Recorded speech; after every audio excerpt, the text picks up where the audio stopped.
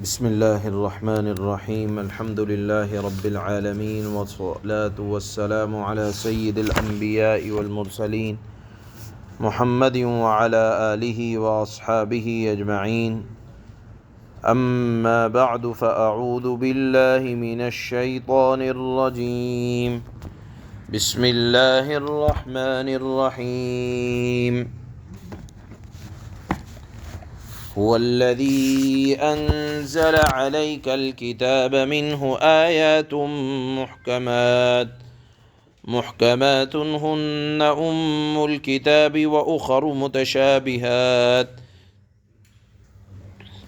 فأما الذين في قلوبهم زيغ فيتبعون ما تشابه منه ابتغاء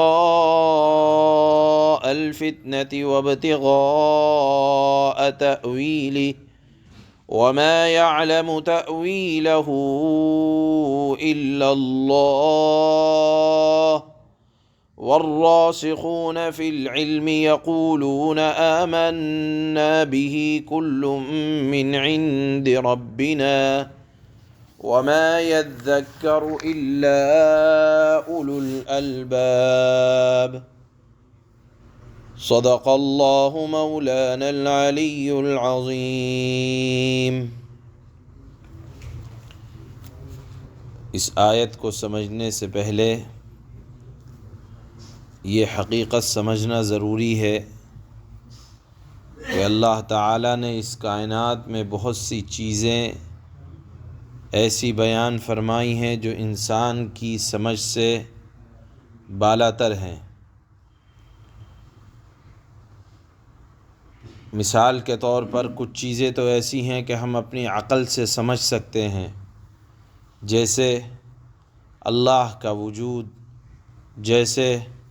اللہ تعالیٰ اپنے وجود میں تنہا ہیں اور کائنات کا نظام چلانے والی صرف ایک ذات ہے۔ یہ ہماری عقل میں اس لیے آتا ہے کہ ہم جانتے ہیں کہ کسی نہ کسی چیز کا کوئی بنانے والا ہوتا ہے، اور اتنی بڑی کائنات کا بھی کوئی بنانے والا ہے، اور ہم دیکھ رہے ہیں کہ یہ کائنات کا نظام ٹھیک چل رہا ہے۔ سورج اپنے وقت پر نکلتا ہے، غروب ہوتا ہے، چاند اپنے وقت پر نکلتا ہے، غروب ہوتا ہے، سمندر میں طغیانی اپنے وقت پر آتی ہے، چاند کی چاندنی سے پھلوں میں مٹھاس اپنے وقت پر آتی ہے۔ تو کائنات کا نظام کے مطابق چل رہا ہے۔ اس کا مطلب یہ ہے کہ چلانے والا کوئی ایک ہے۔ اگر چند ہوتے تو ہم جانتے ہیں کہ جس چیز کے چلانے والے چند ہوتے ہیں اس میں اختلاف ہوتا ہے۔ ایک ادارے کے چلانے والے جب چند ہو جاتے ہیں تو ان میں رائے کا اختلاف پایا جاتا ہے، اور اختلاف کا پایا جانا یہ در حقیقت زندہ ہونے کی علامت ہے، کیونکہ مردے اختلاف نہیں کرتے۔ بہرحال ہم دیکھ رہے ہیں کہ کائنات کا نظام ایک واحد ہستی کے ہاتھ میں ہے، اس لیے کہ آپ نے نہیں دیکھا کہ گرمی کے زمانے میں ٹھنڈ آ گئی ہو، ٹھنڈ اپنے وقت پر آ رہی ہے، گرمی اپنے وقت پر آ رہی ہے، برسات اپنے موسم میں ہے۔ تو مطلب یہ ہے کہ کوئی نہ کوئی صرف ایک چلانے والا ہے جس سے کوئی اختلاف نہیں کر رہا ہے۔ تو اس سے اللہ کے وجود کا بھی پتہ چلتا ہے، اور اللہ تعالیٰ اپنے وجود میں تنہا ہے اس بات کا بھی پتہ چلتا ہے۔ لیکن یہ تو ہماری سمجھ میں آ گئی یہ بات جو عقل سے بھی پتہ چلتی ہے، لیکن قرآن کریم نے کچھ چیزیں وہ بیان کی ہیں کہ جہاں ہماری عقل کام کرنا بند کر دیتی ہے۔ مثال کے طور پر اللہ تعالیٰ کی صفات کو اللہ نے قرآن میں بیان فرمایا کہ وسع کرسیہ السماوات والارض، یا کہیں اللہ نے فرمایا کہ اللہ تعالیٰ کا عرش ہے اور وہ عرش پر اللہ تعالیٰ جلوہ افروز ہیں۔ اب آپ یہ اللہ کی صفات ہیں، مثال کے طور پر اللہ نے کہیں اپنے لیے یہ فرمایا کہ ید کا لفظ استعمال کیا، کہیں اللہ تعالیٰ نے روح کا لفظ استعمال کیا۔ تو اب آپ ہمارے لیے اور آپ کے لیے یہ سمجھنے کی ضرورت نہیں ہے کہ اللہ تعالیٰ کا عرش ایسا ہی ہے جیسے ہمارے ہاں کا کوئی تخت ہوتا ہے، اور جس طرح ہم تخت پر بیٹھتے ہیں اللہ تعالیٰ بھی اسی طرح عرش پر جلوہ افروز ہیں۔ یہ ہمارے سمجھنے کی بات نہیں ہے، یہ ہے متشابہات۔ متشابہات سے کوئی دین کا مسئلہ وابستہ نہیں ہوتا۔ متشابہات کا مطلب یہ ہوتا ہے کہ اللہ تعالیٰ نے اس کی مکمل وضاحت نہیں فرمائی کیونکہ اللہ کی حکمت کا مقتضا نہیں تھا۔ جیسے مثال کے طور پر سورتوں کے شروع میں حروف مقطعات آتے ہیں، کہیں الف لام میم آتا ہے، کہیں طاسین آتا ہے، کہیں قاف آتا ہے، کہیں صاد آتا ہے، تو یہ متشابہات ہیں۔ اللہ تعالیٰ نے اس کے معنی کسی سے واضح نہیں فرمائے ہیں، تو اب ہم اس کے پیچھے پڑ جائیں کہ نہیں الف لام میم کا معنی یہ ہے، طاسین میم کا معنی یہ ہے، قاف کا معنی یہ ہے متشابہات قرآن، کہ اللہ تعالیٰ نے اس کا علم صرف اپنے پاس رکھا ہے۔ اب اللہ نے فرمایا کہ جن کی عقلوں کے اندر ٹیڑھ پن ہوتا ہے اور جن کی عقلیں اپنے آپ کو عقل مند تصور کرتے ہیں، تو وہ متشابہات قرآن کے پیچھے لگ جاتے ہیں کہ اللہ کا عرش ایسا ہے، اللہ تعالیٰ اپنے عرش پر جلوہ افروز اس طرح ہیں۔ تو اللہ تعالیٰ نے فرمایا کہ یہ حرکتیں وہ کرتے ہیں جن کے دلوں میں ٹیڑھ پن ہوتا ہے۔ ظاہر سی بات ہے کہ اللہ کی ذات ہماری سمجھ سے بالاتر ہے، اللہ کی صفات ہماری سمجھ میں آنے والی نہیں ہیں،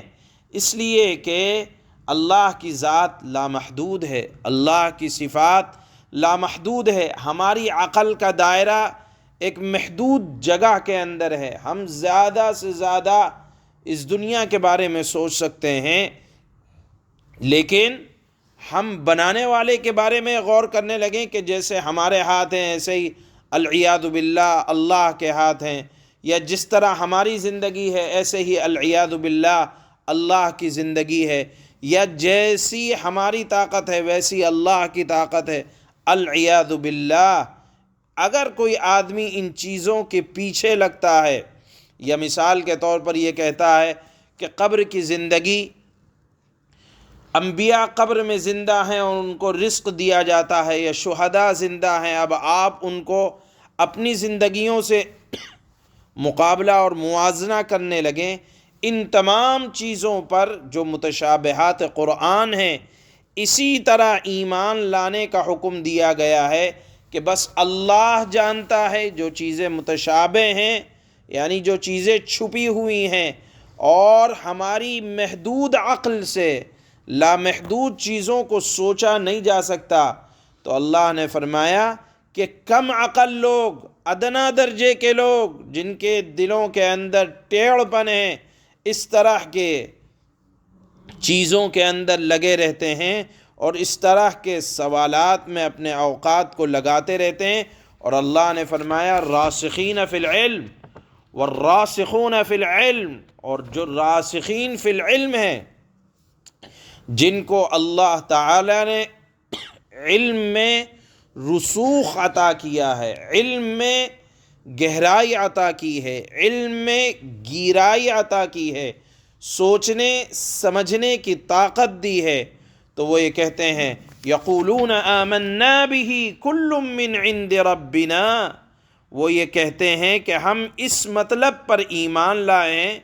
ہم اس مطلب پر ایمان لائے ہیں جو مطلب اللہ کو معلوم ہے۔ معلوم یہ ہوا کہ اللہ کی صفات پر ایمان لانے کا مطلب یہ ہے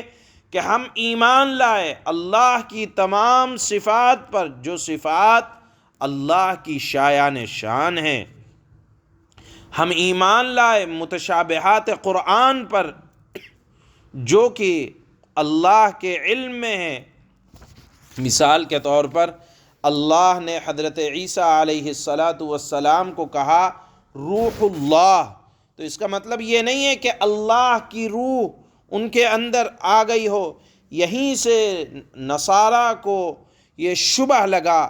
کہ اللہ کی روح آ گئی، مطلب یہ ہے کہ وہ اللہ کا حصہ بن گئے اور اللہ کے بیٹے بن گئے، اس کو کہا جاتا ہے۔ حالانکہ اللہ نے قرآن میں فرمایا ان مثل عیسیٰ عند اللہ کمثل آدم، کہ حضرت عیسیٰ علیہ السلام بس ایسے ہی ہیں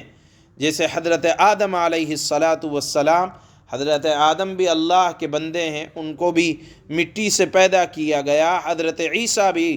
اللہ کے بندے ہیں، مٹی سے پیدا کیا۔ حضرت آدم کو بغیر باپ کے پیدا کیا، حضرت عیسیٰ علیہ السلام کو بھی اللہ نے بغیر باپ کے پیدا کیا۔ تو یہ الفاظ میں نے بتایا کہ متشابہات قرآن ہیں، جن کے معانی پر اسی طرح ایمان لانا ضروری ہے